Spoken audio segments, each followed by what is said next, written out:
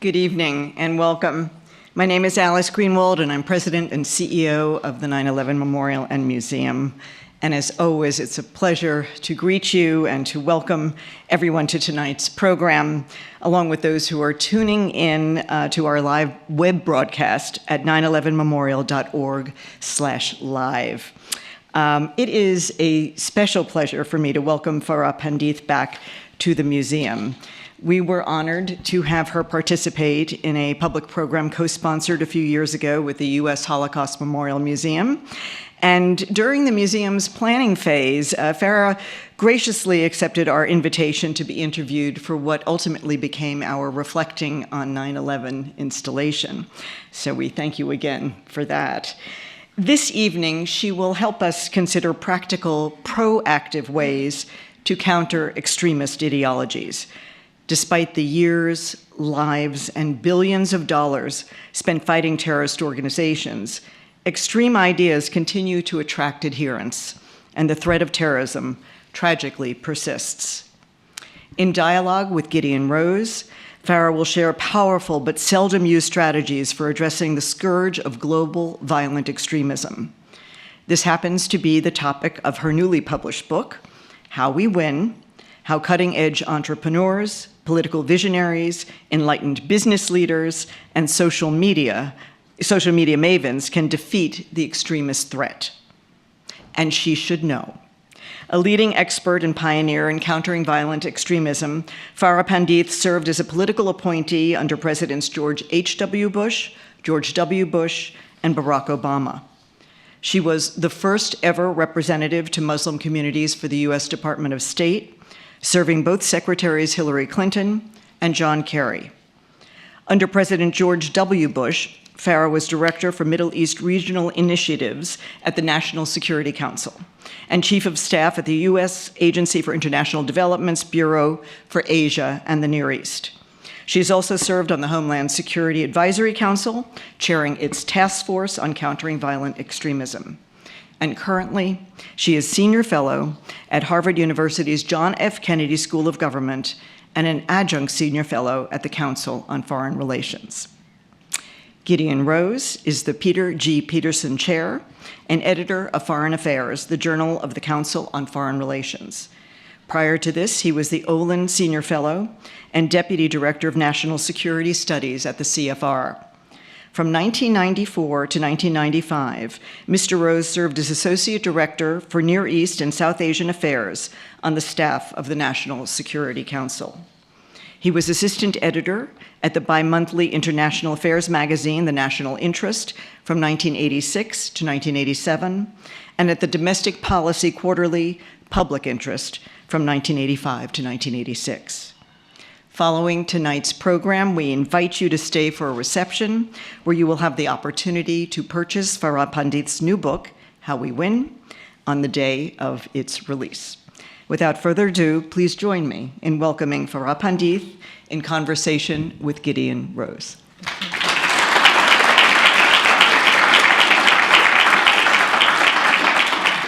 Thank you very much. This is hallowed ground. We are on sacred space in America. This is tragic ground where there has also been rebirth and recreation of a new form of the country and a new national consciousness. The attacks on 9/11 disrupted American life and American foreign policy and were an incredible shock to the system. And the initial response of the first responders and the community here in New York and everybody around the world and in the country was an outpouring and a rush of love and support and a kind of visceral community building effort to recover, to grieve, to control the immediate damage and so forth. But that was soon followed by a second wave of emotions that essentially replicated and mirrored the attacks. We were attacked, we lashed out and attacked. We were maimed and tortured, we lashed out and maimed and tortured. We were the subject of othering and binary thinking, and we replicated that. And the war on terror that took place to respond to a real challenge often made that problem worse rather than better. Almost 20 years on, we can think about how we should have reacted, about how we should have behaved, and what we can and should do now about some of these problems. The psychologist Viktor Frankl is supposed to have said that between stimulus and response, there is a space. In that space is our power to choose our response. And in our response lies our growth and our freedom. What we did with the war on terror, with the invasion of Iraq, was to essentially react rather than respond. We did a knee-jerk, amygdalic hijacking and capture of the national consciousness. Instead of thinking, how should we solve these problems? We took our pain and suffering and mirrored it back. Farah's work shows the alternative path that could have been taken. Farah's work is essentially that of somebody sincerely asking, there is a terrible problem of violent extremism in the world that we are in. It produced the kind of awful, terrible attack that destroyed the towers and so much else. How should we understand? What is the war against that we are fighting? What is the considered, thoughtful, appropriate response to that? And how could and should we diffuse that violent extremist project and win that war? In some ways, I see your book as a guide to the path not taken that we can and should take going forward. So with that, let me get into the details. You say this is how we win. What is the fight that we are winning? Who is the enemy and what is the fight? This book is about a very specific kind of enemy, and it's terrorist organizations that use the name of Islam to lure young Muslims into their armies. Now, we all know there are all kinds of different bad actors in this world, and unfortunately, in the time that we're in today, we're seeing a rise of all kinds of hate, of us versus them. Some of the lessons in this book apply to the rise of neo-Nazis. They apply to a common person experiencing hate in their communities. But what I'm trying to do here is to say exactly what you have just defined.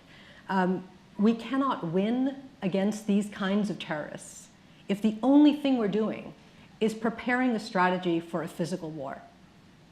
Because there is an ideological dimension that we have not focused on. So it's almost like the demand side and the growth of the problem. There was that famous Rumsfeld memo of, are we, we can kill them off, but are we creating more of them than we are killing off? And if that's a net negative result, then the more you do make the problem worse rather than better.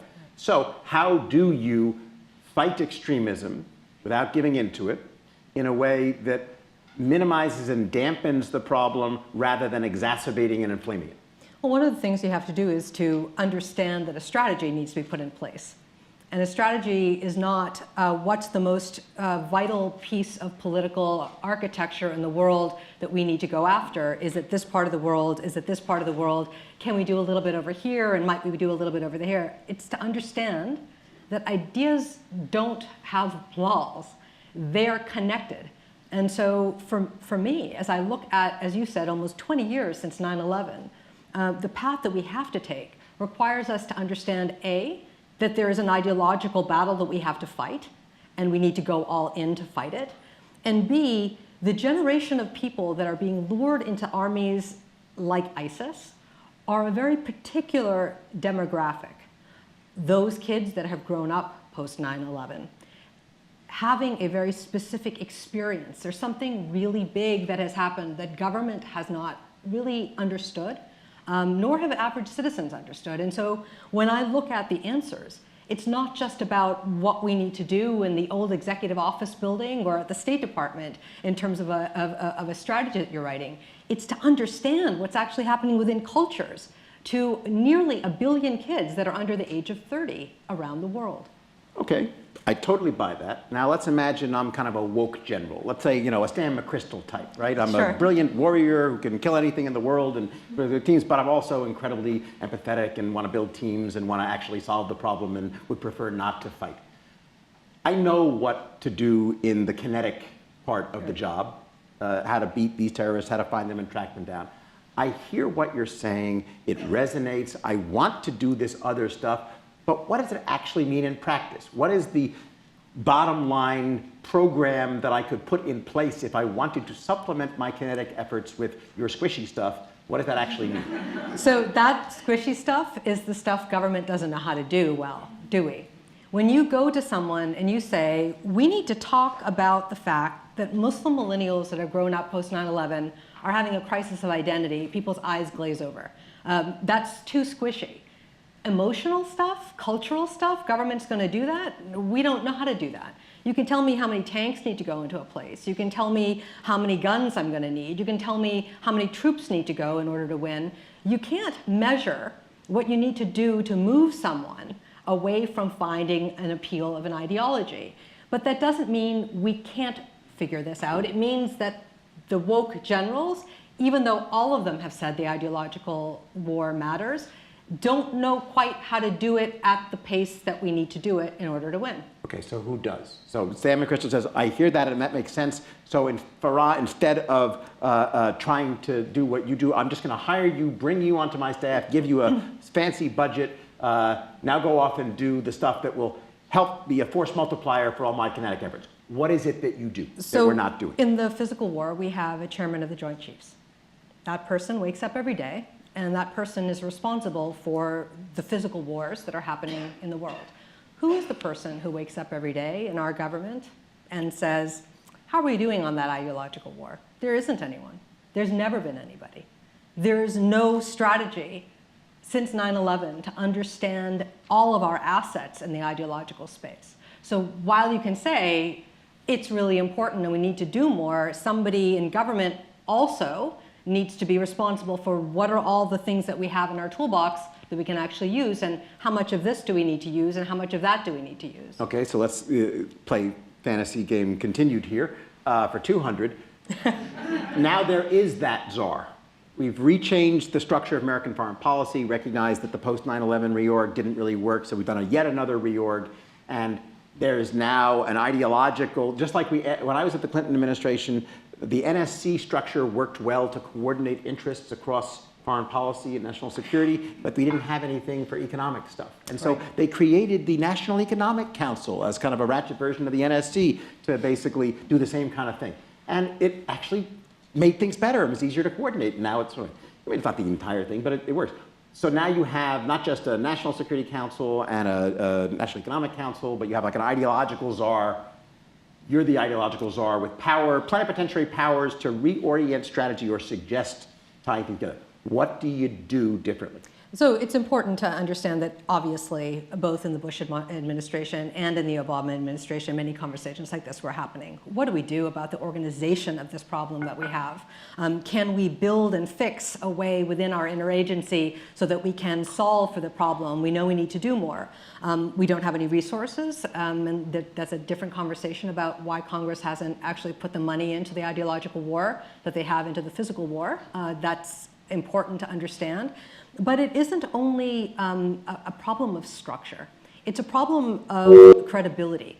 How can you build the kind of antibodies within a community if government is the only one who's playing? You can't, because you can't persuade a young Muslim to believe what the United States government or any other government in the world has to say.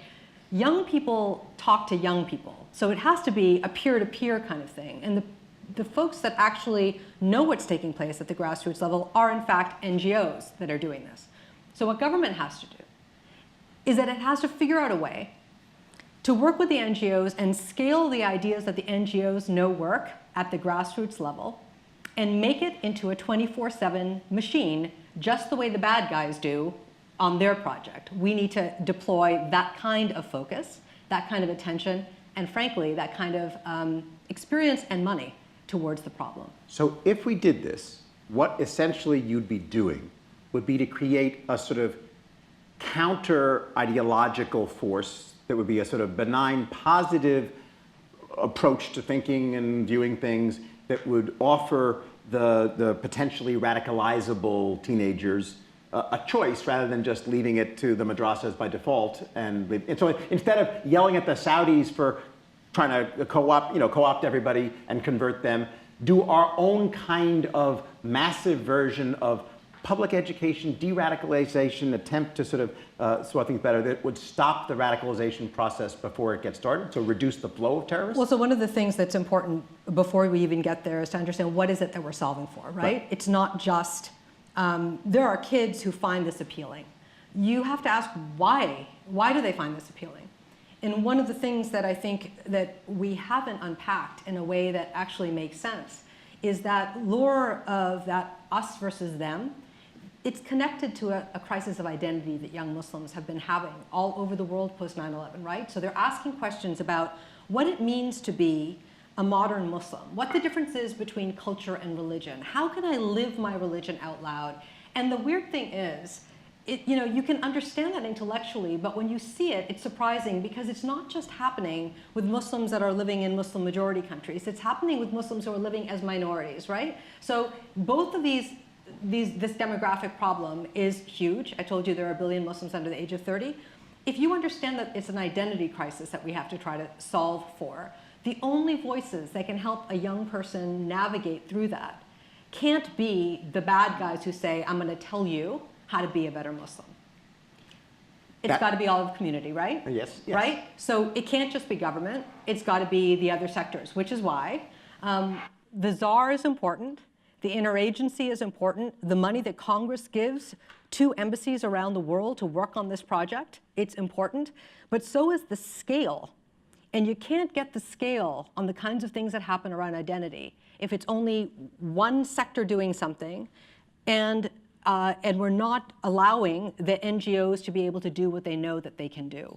That requires a partnership and a cooperation across 3 sectors: government, the private sector, as well as regular citizens themselves. Okay, that makes perfect sense. And I see that as a sort of plan to scale up and distribute and maximize the benefits of any intervention you come up with. Somebody does some good program here, it works, you put the entire force of the NGO community, the US government coordinating it behind it, you do research, you follow it up, and you end up essentially crowdsourcing the problem and then following the best ideas out there. Makes perfect sense. I'm somewhat skeptical about the potential interventions that you can then scale up. I have 2 teenagers. Right. They're living in Park Slope. I can't get them to watch the TV shows I want to watch, read the books I want them to read, listen to the music I want. If I can't do that with my kids in Park Slope, how the hell are we going to do that with people in Yemen, changing their preferences and getting them onto the right path that we want them to follow? If it was only people in Yemen, we'd have a different problem on our hands. We have people in Suriname and in Trinidad. We have people in Argentina and Brazil. We have people in Tajikistan and China, in India and Pakistan. Think about the diversity of each of those countries. Think about all of the young people who are growing up through an identity crisis that have all understood that they can connect to what it means to be Muslim by their peers in a social media platform. And I'm not going to tell you it's one platform or the other, it's all of them combined. Some people are using Instagram, some people are using Facebook, some people are using, pick your thing. It is the messages they're getting not from their parents, because by the way, your kids aren't going to listen to you. They're going to listen to their friends, right? They're going to listen to what their friends are doing. What's cool? How does it feel to be a young person today? You're not going to get it from what you're watching in your home. You're getting it from what you're seeing in pictures and in emotion that you're getting from your peer groups. So we're helping their peers? We're basically talent scouting around the world. And we're finding young voices that are credible to other young people and listening to the ideas that make sense for particular nuanced communities. It is not all of Brazil needs to do this, or all of China needs to do that. It is which neighborhood are we dealing with? Who are the influencers in that neighborhood? And Gideon, sometimes it's music, sometimes it's art, sometimes it's a theology that's going to drive somebody to move in a different direction. It isn't one thing, it's many things at once, but it is the requirement is something has to exist. You can't have a vacuum that the only place that's being filled is with the bad guys' content. We need content too. So this is like sort of creating local constructive support groups and networks for at-risk youth around the world, so they get some good influences and constructive support and lean-in circles or whatever, as well as the same things they're getting in civil society connected to a more radicalized mosque, which gives them the community and belonging they want and the sense of purpose and meaning, but ties it to a negative project that can be used to blow up buildings. The central point here is that there isn't a monolith that is Islam. There isn't one way of being Muslim. And kids need to understand that they can live their identity out loud in a lot of different ways. And what we are seeing around the world is that instead of that happening, it's going in reverse. When kids are asking questions about what it means to be modern and Muslim, they're seeing one answer and one uniform way of thinking. And they're picking apart all the diversity, 1,400 years of history that have been pulled apart so that they only see one way to live their religion in the way they think is pure. And that's problematic for a government, because what that means is that the bad guys can lure them into their armies. But what does it mean for non-government? It means that you're changing the very nature of what a community feels like. And that's actually the ultimate thing here. One piece of this is, can you make America safer, let's suppose? Can you make Canada safer? Can you make the UK safer? Okay, there are questions around terrorist organizations doing bad things. But what we have to understand is, because of the demographics that we're talking about, 1 billion kids under the age of 30 who are all dealing with this constant, all day, every day angst, and with bad guys who are there interested in that angst, and we're not. That's the problem that we're facing, because we don't even know what is coming, meaning we don't know how these kids are going to decide to live their identity out loud. And what I know is that government is limited in its ability to actually add value at a community level. But it can do some really spectacular things. It can be the convener and the facilitator and the intellectual partner with the ideas that we hear on the ground. It can bring attention, America especially, can bring attention to the ideological war, because when it begins to say it is going to do something, a lot of countries begin to say, wait, what is America doing? What is the innovation there? What's the creativity?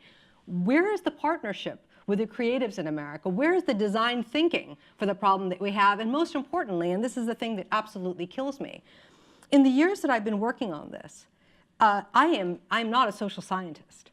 I am somebody who is learning from what I see. And when I talk to people about what I have seen and heard with the identity crisis, people have asked me, well, are there behavioral scientists that you're talking to about the human brain? Because if a human brain doesn't get mature until 24, surely government has brought in the social scientists to talk to us about how to disrupt what the kids are seeing. And of course we have not, because you've been in government too. You and I both know that that does not happen. So I want to turn things on its head. I want to say, if we know that we can solve this at a local level, and here are all the things that we can do, who are all the actors that we can bring forward to be able to work on this with us? So what I hear you saying is, preventing extremism or de-radicalization takes a village. And in some ways, like, what we're really doing is helping generate the cultural and social, or the social antibodies to extremism that's going to essentially work by creating a healthy immune system in the societies locally that the individuals involved can fight off the infections of bad sort of ideological things. Is that sort of essentially? That is essentially what I'm saying, because you cannot fight this if we're doing it the same old way. We've tried for 20 years to do it, and we have failed. I've got two big caveats, because I think this is fascinating, and I like the idea, and I'd love to do it. Obviously, it sounds like it'd be great. One is this, and I think that you're onto something that I think it's very important, that is different from the way we usually talk about this, which is, we talk about the struggle against extremism or the war on terror or how to win the fight as if it is a classic binary structure, good guy, bad guy, right. We fight them, we beat them, it's a symmetrical conflict. But it's not really, because what you're talking about is not, let's say, us fighting the Saudis. It's us fighting with the Saudis for control over the next mind space of the developing world's youth. Right. And so we're competing with the Saudis for customers, as it were, mental customers, rather than fighting them. And so our efforts, and the reason it's important to reframe it like this is, that means our job isn't to fight the Saudi efforts. Our job isn't to stop madrasas. Our job isn't to shut down the extremist preachers necessarily, because that's going to be almost impossible to do. It's to provide what you're saying the way to win is not stopping the other people who we're fighting, but provide a better product, have a better answer, do better efforts of our own that will provide a more compelling product and alternative that the clients and customers and developing world's youth will want to choose ours if they can. Is that basically? Well, it's important to recognize because it's a positive, not a negative struggle. It is a positive thing, and I've written this book out of positivity. Right. I do believe that there's a path forward, but I want to say a couple of things. One is, I am not saying that we can only do this if we fight a physical war. We got that. But you can't only do it if you're only doing the ideological war, right? There is a balance here. What we have done is we have a warped system. It's imbalanced. All we've done is ever really tried and experimented in the physical side. So if we go to the project of the ideological war and we think, how can we do this? You mentioned Saudi Arabia. I'll come back to that in 1 minute. The system that's underlying extremism, the thing that allows the us versus them ideology to grow and to make a difference to these young kids who are having a crisis of identity requires us as government and as regular people to sort of explore, well, what are the planks that are underlying that system? Okay? One of which is the identity crisis. Another of which is the kinds of things that countries that we call partners and allies are doing that are actually, at the end of the day, destroying our ability to win over and to build antibodies. So in the book, I do talk about Saudi Arabia, and I talk about it because in every single country I went to as special representative to Muslim communities, nearly 100 countries around the world, no matter where I went, this pernicious, violent idea of an us versus them and a monolithic Islam was born in many different facets. So it was seen by me with the eradication of cultural history, for example. Same thing that Hitler did to make sure that you can never remember the past, that he has a new way of thinking about the world. The Saudis have done that to ancient mosques. Translations of the Qurans. Translations that require us to not see the text, but to see it through their eyes and their perspective of what it means to be a Muslim. I picked up books in mosques in Leicester, UK, that would say things like, all Jews are pigs, okay? The printing of these kinds of materials. Is that a labor pamphlet? It was a very dangerous, no, it was very, very dangerous to see, right? But it wasn't just in one part of the world, it was everywhere. And so one of the things I want to explore for all of us is to look at the kinds of relationship we have with Saudi Arabia and to understand that there's more we can be doing to make sure that the things that we know have to stop, do stop. And it isn't just one thing, it's not just the training of imams, it's not just the publication of Qurans, but it's this effort to make Islam a monolith and to eradicate a sense of diversity within Islam. Okay, let me give you a question. You have two possibilities. You can do some kind of virus that will screw up the Saudi dissemination program and hurt their efforts at spreading their model, screw up the translations of their books, whatever, right? And stop their efforts. Or you can leave their efforts alone and you could launch and be given the power to launch a US-sponsored version of our version of it. Flood the world with our versions of things, support networks for the groups, infrastructure for community, whatever. Which would ultimately produce more benefit, do you think? Matching theirs or stopping their bad Can things? I use the amount of money that they've spent over the last 4 decades to do it? Equal amounts of money. I would still say eradicate what the Saudis are doing. So their problem in hyping everybody up and radicalizing is actually a hugely significant thing that wouldn't just be countered by our doing our own efforts on the side. We have to do both our own and counter theirs as well. And I'm not the only person who has said this, right? So it is, and it isn't in the context, certainly, of the brutal killing of the Washington Post journalist, Mr. Khashoggi. It's about something much bigger. And I would say that if we don't get a handle on that kind of ideology that's been spread over decades in a lot of ways that we aren't even tracking or don't even know, this is where cultural listening actually, Gideon, really matters, right? If we only apply our measurement stick by what might be happening in Morocco because of the Saudis, bad example, but let's just pick it because you can't understand what's really happening.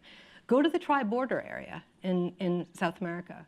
Go look at ancient cultures in South Asia and ask yourself, what is it about the experience of being Muslim there now that is so different than it was even 30 or 40 years ago? What's the factor that's changed? And when you begin to ask that question, you see what I saw and what I know to be true. This isn't just a thing that happened recently. This is decades long, it's very deep, and it's very important for all of us to understand. It doesn't mean we can't be partners with the Saudis on other things. It means that we as America need to get serious about the fact that we are putting troops on the ground in places in the world that we're fighting there because ideology has been building over years that allow other terrorist groups to come in. And for me, as I look at that as a former government official, I think it's incumbent upon us to tell every American parent who has a child overseas, ask your government to do more because there's a role for us to be playing as honest brokers on what we're seeing. Would you conditionalize aid to the Saudis on performance in curbing de-radicalization? We haven't even begun to experiment on the kinds of things that we can do, right? So when we are thinking creatively about the kinds of ways we can work with Saudi Arabia, one way has always been we told them they need to do this. They come back and they say, we're working on it. And then we kind of go to the next year and we tell them that they need to do something and then they come back and or fun, we write a human rights report that is the angst that goes through the interagency on how much we can really say about what they're doing and can we do this, but we need them for that. Let's just take that off the table for a minute because that hasn't been working for us. Let's be more creative about how we do things. So if, for example, the Saudis tell us that they have, in fact, been working on bringing Qurans back that say all these terrible things, they're translations of the Quran, and there aren't any more Qurans out there, which is what they recently will tell you that they've done such a good job. Like a product recall. Yeah, that's what I say in my book. Exactly that. If you think you've done such a good, fine, we'll buy them back. Great, $25 for every Quran that comes back. That's great.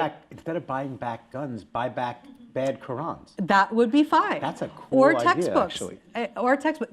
Don't burn them, but just buy them back. Buy them back. If you say that we've done such a good job, Put them in the Raiders of the Lost Ark warehouse, the big kind of thing at the end. Giant big warehouses full of Qurans. Exactly. You don't want to burn them. Exactly.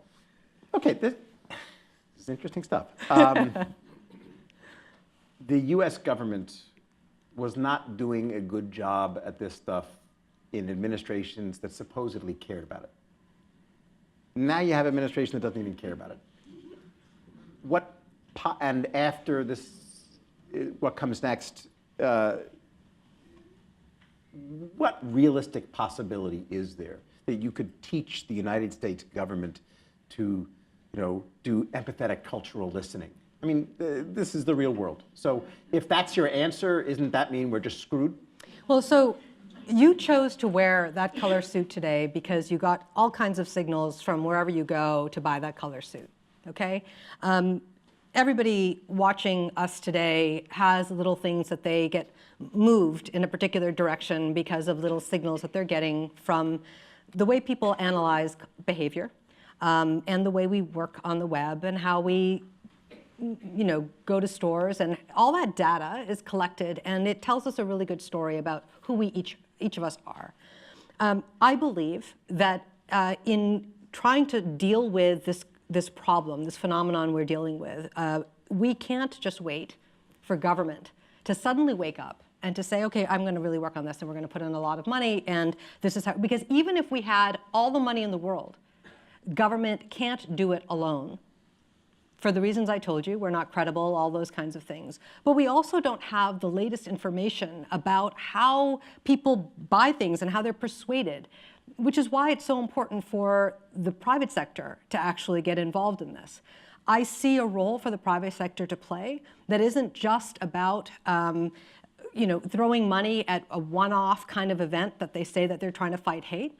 As great as that would be, and I wish that there would be more of that happening around the world, but there is a partnership that can happen between companies that have knowledge about how humans behave and what NGOs are doing on the ground so that their marketing people and their behavioral analytics and the way in which they function to move people in a particular direction can be married with what NGOs are actually doing to stop hate. Now, look, the people who are on the front lines of this are actually nonprofit organizations.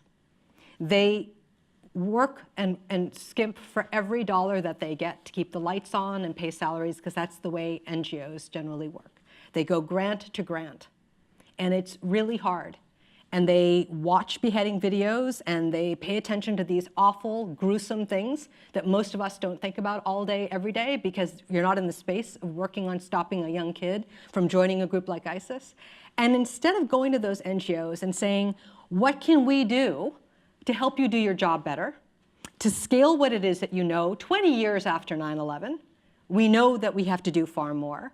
What we're doing is we're saying to the NGOs, keep looking for the money that you're trying to get and try to prove to us that you're going to stop doing this. But meanwhile, we're going to talk about other things.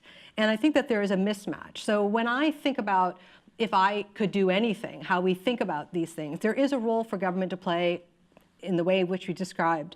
But I think that there is a far more creative solution where government doesn't have agency, doesn't have the kinds of personnel and the kinds of, I don't want us to start building a brand new endeavor in government that is going to fix this. There are private sector companies that do this. Why would we not use them? So I really like this, because I hear you saying three things. One is, this is not primarily a problem that government can solve, certainly not the US government from the outside. And the efforts to do so aggressively by the US government in an active, direct way would be ham-fisted, bureaucratically screwed up, almost invariably insensitive and politicized, and do more harm than good. So government has a real role to play, but as a coordinating, directing, and supervising force and mobilizing force, chief community organizer, whatever. I love that. But not the one doing so.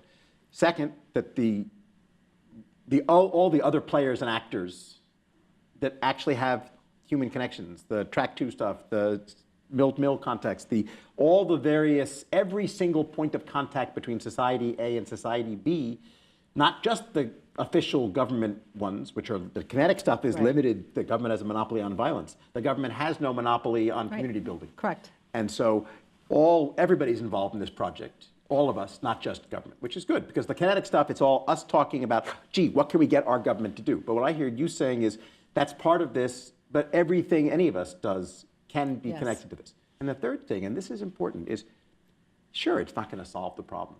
Look at the problem's been here before, it's going to be here in the future, but every little thing can help.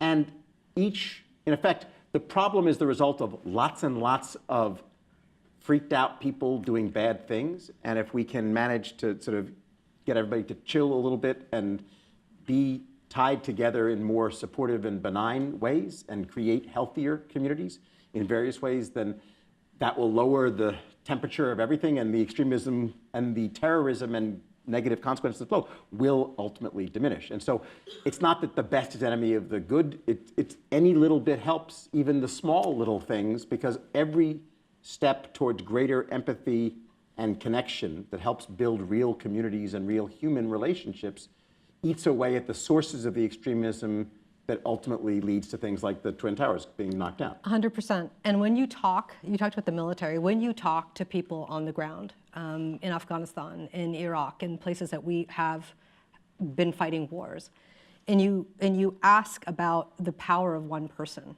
doing this, you can and you know that each of these nano interventions actually make a difference. It is March 12th. and it's almost the anniversary of the Boston bombing. It was 2 kids who grew up outside of Boston that decided that they were going to do what they did at the Boston Marathon. It doesn't take hundreds of bad actors necessarily to do something bad. It takes one person to say, I'm going to do something as evil as that. What I am saying, and what you're rightly saying, is if we had a different way of thinking about the way in which we're living our lives and what, frankly, we want our communities to feel like, we can actually make a difference in reducing the us versus them, which will make a difference. There is no magic wand. There's no silver bullet that is going to fix everything. Hate's not going to go away tomorrow. But we can dramatically reduce the appeal so that we can have and we can see fewer armies. In my work in these years since 9/11, Gideon, one of the things that was so frustrating to me is that we both know, you were in government too, there are so many serious problems for which we do not have solutions. And we don't know what to do. And it is going to take 100 years before we can get to a place where we can say we've moved on a particular issue. This doesn't have to be one of those things. So when I look at this is actually hopeful, not because the problem is a good problem, but because unlike a lot of other problems which really are insoluble, this one does seem to have interventions that if we only were able to take and scale and redeploy them, yes, we could actually make some difference in lessening the problem. Yes. So that's the hope for making things better is the possibility of making things yes, better is what creates a hopeful possibility of discussion, unlike other problems that really are just, oh my God, we have to manage this forever. Right. Okay, so that's the Boston Marathon one is a wonderful segue to something I wanted to ask you. One part of me says, I hear everything you're saying. I sympathize. I want this to be true. But it's never going to happen in foreign policy. And it's more significant and urgent as a homeland security problem. Okay, yeah, I'm upset at radicalization in Suriname. But I'm sure of a hell of a lot more upset about the radicalization in Boston. The Boston Marathon bombers were not out there. They were here. The call was coming from inside the house, in horror movie terms. The radicalization efforts that you're talking about over abroad are one thing. How do we do it here? A year and a half ago, Saifullah Saipov, who was a Uzbek immigrant, got radicalized here and drove a school bus and led it on a rampage and ended up, after being stopped right outside Stuyvesant. My son was at Stuyvesant that day, and I got a call. Okay, gee, the school's been locked down, potential terrorist attack, blah, blah, blah. And I thought about this incredible irony, because there is no place in America that represents the openness to diversity, the future of connection to the world, and the hope for an America that lives in peace and harmony with the world beyond its borders than a place like Stuyvesant. Thousands and thousands of extraordinary immigrants and people from different backgrounds making their way up to and into the American system and assimilating the right way. And then you have the crazy Uzbek radicalized immigrant who represents the mirror image, the doppelganger, the failed assimilation incorporation. How do we deal with the Saifullah Saipovs of the world who are here? We're not out there reading bad Qurans. If anybody knew what America is like, it's the people who live here, right?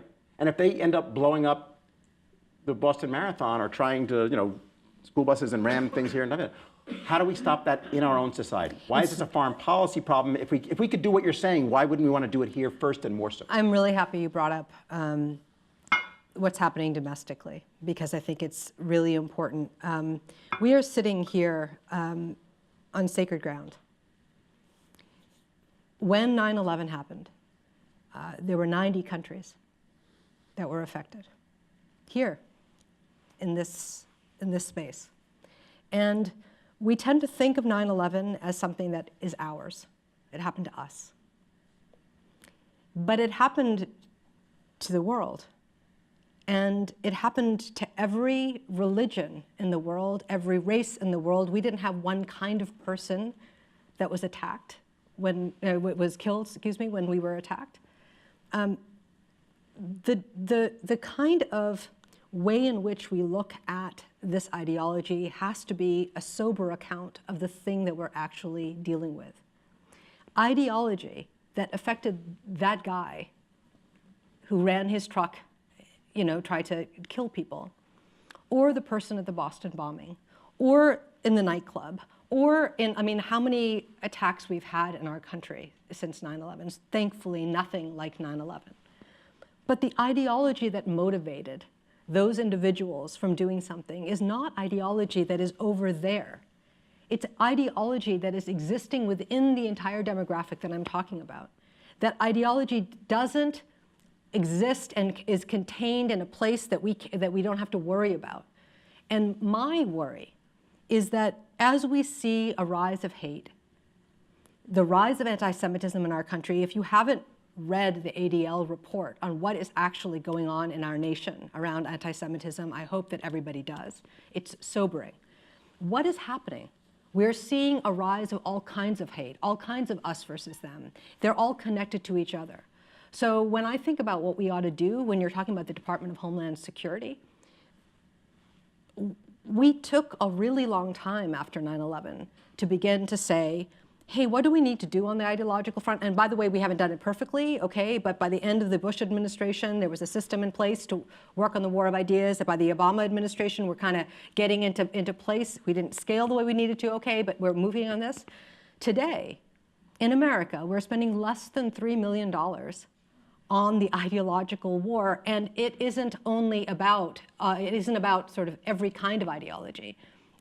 We're not spending the kind of money on neo-Nazi programs groups. that were started and were Yes. done have been cut because, So here, why? as What's the logic for cutting them? Well, it's a political argument, okay? But I would say to you, as we think about how to protect America, I get hopeful when I think about certain mayors in our nation who've decided to take it on. They're not waiting for a grand statement from Washington. They're saying, what do we want to do here in our own communities? Look at Mayor Tate in Anaheim or Mayor Greg Fisher in Louisville, Kentucky. Two amazing mayors. Mayor Tate, who says, I'm going to be a city of kindness.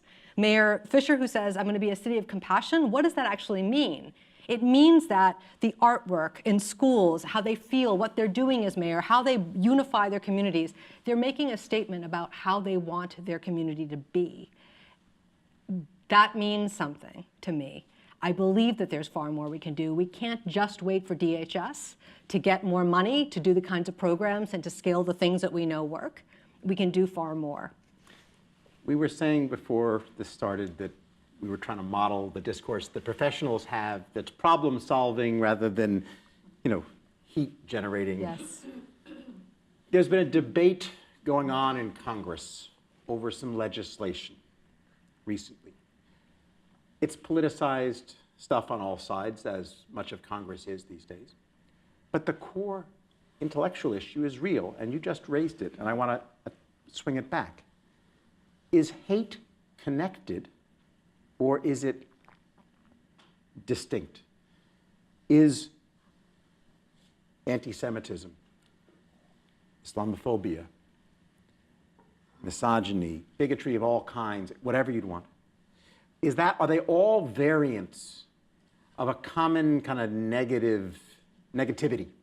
Like Ghostbusters, when the ghosts underneath the city create bad juju for everybody and all the bad things get up. And so do all the extremists feed off each other when you put a heat on society and you create visions? And in which case the real answer is to condemn all of the hatred and negativity and get everybody back on a kind of common ground?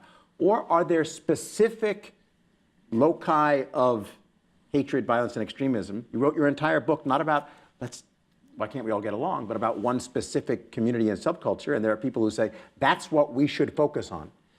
How specific is the problem of extremism and hatred, or is it all just variants of a common problem, and so that really are fighting all the extremists together, not just you don't like these extremists and I don't like those extremists, but no, we have to recognize they're all extremists? Well, it's a critically important question, right? But as humans, I would hope that all of us would reject hate in any form. And whether it's against somebody because of their race or their gender or their sexuality, we should be humans. We should be kind to each other, obviously. We should respect each other. And I believe here in America, the most diverse country in the world, we should respect differences. Period. It isn't about anything but how you give dignity to another human being. That's first and foremost. When you're looking at the research around how people get radicalized, of course, all of these kinds of things build off of each other. And the system-wide failure has been exactly that question. Well, we can't walk and chew gum at the same time, so therefore we need to pick this kind of hate versus that kind of hate. We need to build coalitions. We need to build coalitions across different groups that are experiencing this kind of stuff. And with regard to who we are as Americans, I tend to go back to what George Washington said in 1790, when he wrote a letter to the Hebrew congregation, and he said, "In America, to bigotry we give no sanction." And that's who we are as Americans. That's what the ideals that we should be holding on to. It isn't about who's the bigger victim and what must we do. It is who are we as Americans and what do we stand for. Okay, I love that, and that's a wonderful. I want to, before we turn to the audience, I want to do one final thing. This is interesting. Those of us who've lived through these debates, in the immediate post 9/11 period, there was this very strong debate about who is the enemy, what is the specific nature, how do you go after it, in various different contexts. And when a few years later, the more PC types in the administration put forward GSAVE or whatever that was, the global struggle against violent extremism, things like that. You remember those years? Oh, yes. Okay, so there was a whole community of hardliners who felt that relabeling this fight, something like that, was a PC way of diverting attention from the real struggle. And there was another camp that said, no, this is not just papering it over. This is actually it, because what you think of as the real struggle is one subset of a broader struggle, and we're just literally addressing the core big problem, of which yours is a fully included subset. Right. I hear you saying strongly the second perspective is correct. And things like, however, even though we couldn't come up with a good acronym because GSAVE never caught on because it was really stupid, just like MUTWA, military operations other than war, all this shit in the early 90s. We spent a lot of time. This is the best of your government, by the way. Yeah. MUTWA never did thing. Okay, what are you doing in the Kurdish areas? MUTWA, military operations. Anyway, GSAVE, we have to have a better acronym. But your point is that is the real thing. It's an abstract struggle against hatred and extremism and divisiveness, which manifests itself in lots of competing but somehow all allied against us intolerant assholes who we need to fight. I think, look, Gideon, what's really important is separating how government talks about these issues and what we do day to day, right? So regular people need to understand that there are changes that are happening in their communities that bear on each other, which is why these kinds of coalitions need to be built. Different groups that have dealt with these, very difficult challenges around discrimination and bigotry, and we can go on and on. Government has the wrong analysis when it begins to say, well, what is that one thing we must do, right? We made some serious mistakes in how we defined the problem that we were dealing with. We thought this was a hearts and mind kind of thing, right? If we can just get everybody to love us as Americans, if we can just show them how great we are. And that didn't work. We will have, right. Why didn't that work? But can you remember how many years we went on and on? Why didn't it work? Because it is the wrong solution for the problem. Okay, why? Public diplomacy, that art of persuading someone to buy into what America stands for, is an important thing that our country does for a lot of different reasons. But you cannot apply that toolbox to this problem. Because you're talking at them and it's propaganda rather than talking with them and correct. changing their minds. It is not what we're dealing with over here. I think we should be spending a lot of money and a lot of effort and a lot of creativity through our embassies to do far more to talk about who we are as Americans. I'm all for that. I think that's important. But that's not going to be the cure for the thing that I know we can do. If we have learned anything in almost 20 years since this country was attacked on 9/11, it is that what we thought we knew, the way we've deployed our best and brightest, hasn't worked. So today, every time we do that, every 50 years, it seems to work out really badly. It doesn't work. So my hope is that we ask the right questions and we see the answers that we have in the toolbox that we have, because you know what? The bad guys have that toolbox, and they're using the same tools that we have at our fingertips to do what they're doing. So why would we let that happen? We have a few minutes left. I want to get some questions from our guests here as well. Please wait for a microphone. Would anybody like to quick comment? Yes, over here. Someone here.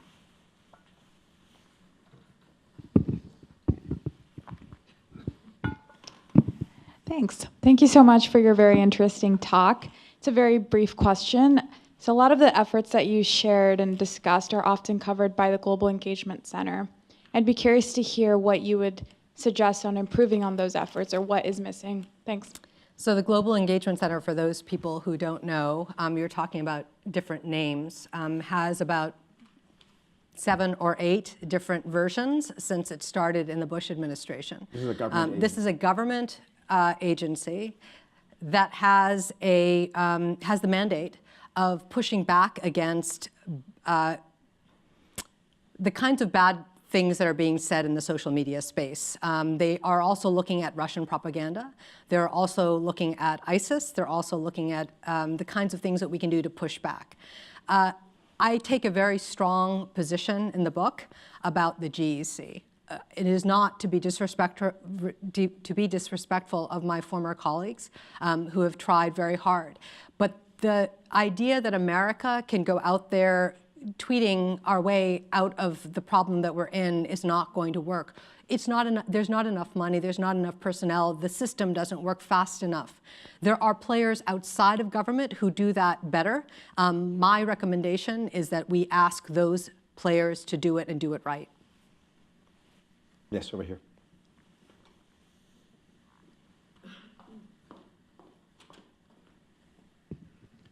Hi, I'm Andy Gonzalez. I worked with a lot of various youth and teen groups, and it seems to me that they don't want to sit around talking about what they should be working on or why.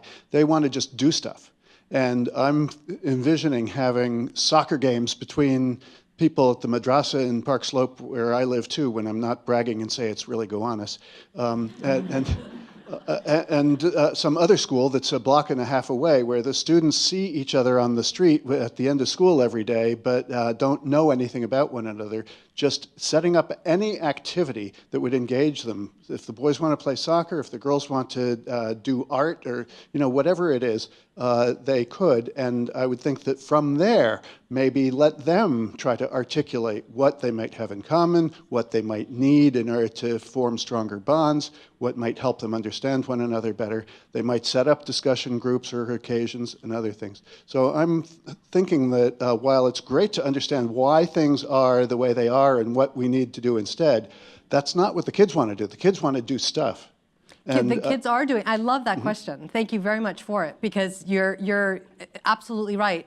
Sitting around having conversations isn't their sweet spot. Their sweet spot is to let us show you who we are and let's do stuff.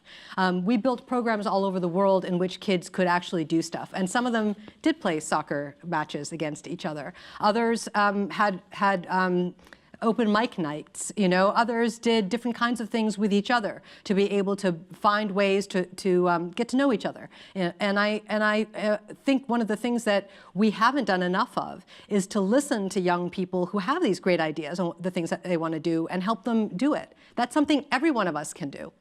Okay, let me put some cold water on this, because no, you're a serious professional, and I want to do you the honor of having the kind of, we talked before about having the conversations we have inside the system, which is very straight, serious, honest questions, not like the politicized BS of talk radio we hear in the public discourse. The professionals talk among each other, they don't posture. So here's the thing, everything you just said makes total sense. And I thought it made total sense a generation ago when we did it with Seeds of Peace, which was, of all the various organizations I've ever been connected of, the one that most seemed the logical, obvious thing. Get Israeli and Palestinian children together, send them to a wonderful camp up in Maine, my old camp, Camp Powhatan, now closed down, and have them do all the kinds of things, not just teams with Palestinian and Israeli kids, but teams across, and then have Jacques d'Amboise and the National Dance Institute come and teach them mobility and motion, and the Palestinian dancers and the Jewish dancers all get together, and And you know what? As far as I can tell, even though the wonderful efforts of Seeds of Peace have been a great thing, I don't think there's been any actual measurable impact, and the peace process certainly ain't any better now than it was 25 years ago, and I see no effort that kind of stuff works at having a durable, scalable intervention that gets those people to act differently when they're back in the home context. And after the intercommunal softball league game is over and they go back to them blowing each other up and stealing the field. So let me push back on you. One of the things that is problematic is the idea of a one-off organization that's going to fix the world. And I will sit here and talk to you. We can talk about Seeds of Peace, which is an amazing organization, by the way, and you know that too. I love it. No, right. And I want to just be clear that you're not criticizing Seeds of Peace, but also because individuals within organizations actually are transformed in some of these ways. Here's what's missing, though. The scale of all of these things, there are not enough of them, right? On an individual level, what we haven't seen is the kind of momentum by NGOs that are doing the kind of work that I've been describing. They're only hitting a very small sector, and it's ad hoc. It's not coordinated. What I argue is that will never you're correct, we'll never be able to see any changes anywhere if that's all, it's like a whack-a-mole kind of situation. But what happens if you actually go all in? What happens if you decide for the next 5 years in this particular town, all day, every day, we're going to use all of the NGOs, all of the libraries, all of the schools, all the parents we're going to do this, we're going to do it big, we're going to go all in for 5 years, then measure, then tell me what we're doing. You cannot measure the way we have the world today, because it can't just be that little thing that's happening in Ontario and that little thing that's happening in Palm Beach. It has to be a coordinated effort that's why I talk about the mayors, because I think that cities can do something. I think that libraries and schools and parents can do things and PTAs can do things. I am not Pollyanna. Okay, and if I were sitting at a policy table with you at the EEOB and we were having this conversation about where we're going to do things and what paper we're going to recommend to the president, these are the kinds of questions obviously we would ask. Are you kidding me? That little thing is going to do something? No, we'd have to show how many of them are we doing, how often are we doing them, and what is the return on that investment. I believe that we haven't even tried. We have no way of even measuring, because there's been nowhere in the world that's done it all day, every day on this issue, but they've done it on other issues. They've done it on recycling. They've done it on awareness with health. They've done it in other ways where we can measure what happens when we're going to have a recycling town, and this is what we're going to do, and oh wow, in 5 years, they went from doing this to doing that. What happened? There was a system-wide experiment that actually changed. In my book, I talk about an example in Iceland, and I'm not going to give it away, but it's exactly to that point, because obviously we're not living in la-la land over here. We're not wishing, as many unicorns and rainbows exist in this world, although I would like that. That would be nice. We're talking about real deal, and I think it's fair to ask that question. What are you talking about? One NGO doing everything. That's totally fair. But it's not fair to measure this idea of peace or less hate if we've never even tried. So I think that's a wonderful answer, and I think that the analogy that pops to mind is public health. What I hear you saying is, public health is a long-term, coordinated, integrated project. You're not going to go after one specific disease, or if not one specific program. You have to build good local public health systems in countries, and that's kind of more important than the specific one-off aid of here's that medicine.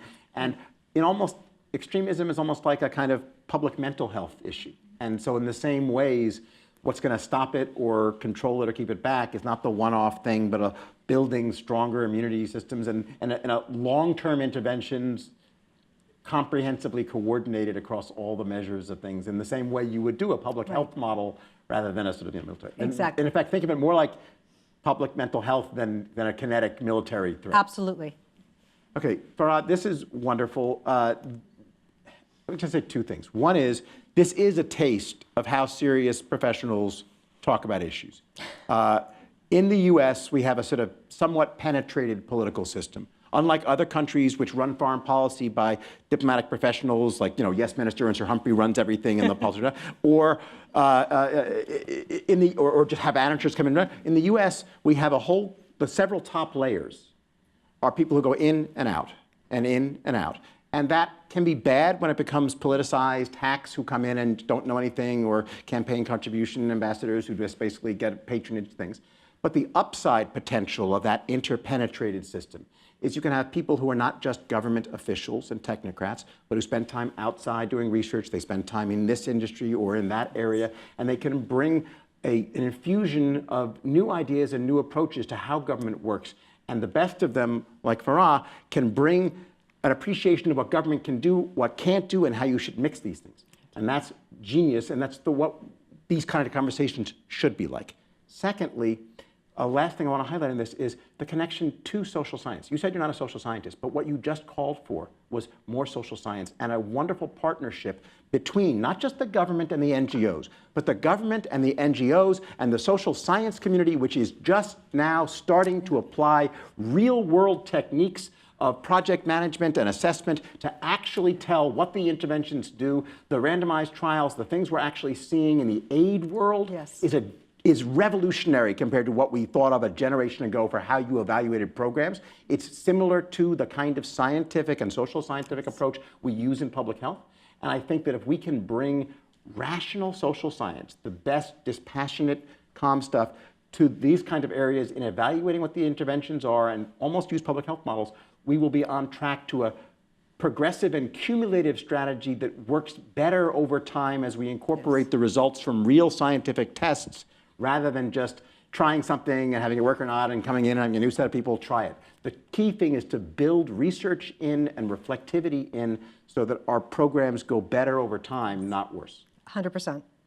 Farah, thank you for this. Thank all of you for coming, and hopefully we'll do better in the next generation on this challenge than we have done on the last generation. And if we can be mindful and avoid introducing space between stimulus and response, and thinking of national policy as a considered response rather than a knee-jerk reaction to stimulus. If we can do that and then fill that space with wise, empathic policies, we might have an answer. And we have one quick final comment over here from this one. A few years ago, I attended the 70th commemoration of the liberation. Hold on 1 second and wait for the microphone so everybody can hear you. A few years ago, I attended the 70th commemoration of the liberation of Auschwitz, and there's a phenomenal gentleman called Roman Kent. You can Google him, and he was a survivor of Auschwitz. He lives here in New York, and he's spoken at the UN, et cetera. And he said, if he could have an 11th commandment, it would be, thou shalt not be a bystander. So I think that we all need to remember, each and every single one of us can do our little bit and see other people as human beings and help. Do whatever it is that you can do, because a movement starts not only from up here in government policies, from the grassroots level. And that's how so many people did survive the Holocaust, because maybe a simple person helped them, not a government. So think of Roman Kent, okay? I will think of Roman Kent and Viktor Frankl, who I quoted in the beginning, was himself a survivor and found in a life dedicated to meaning something that kept him alive when everything around was disaster. That doesn't mean that he needed luck too, but the people who had luck and a sense of purpose survived and had healthy, happy lives. The people who didn't have luck died, but the people who had, didn't have a good mental attitude. So we can make things better, and you're half full rather than half empty. I know that there are solutions, and they're affordable, and they are available, and it takes all of us. Thank you for being here. I really appreciate it.